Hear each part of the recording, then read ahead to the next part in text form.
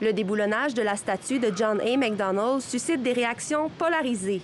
Macdonald est certes l'un des pères de la Confédération, mais c'est aussi sous son gouvernement qu'a été établi le programme des pensionnats autochtones et adopté la loi sur les Indiens. C'est ce qui justifie le déboulonnage de la statue à son effigie, selon un historien.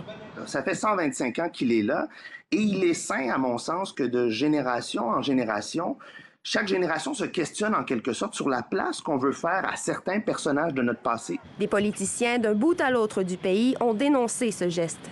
Le nouveau chef du Parti conservateur du Canada, Erin O'Toole, a tweeté que le Canada n'existerait pas sans John A. Macdonald et a poursuivi en invitant les politiciens à ne pas plier face aux activistes radicaux.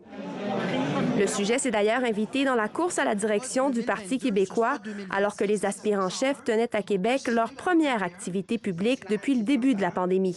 Je trouve ça scandaleux qu'on puisse encourager publiquement des gens à vandaliser le bien public. C'est un acte criminel.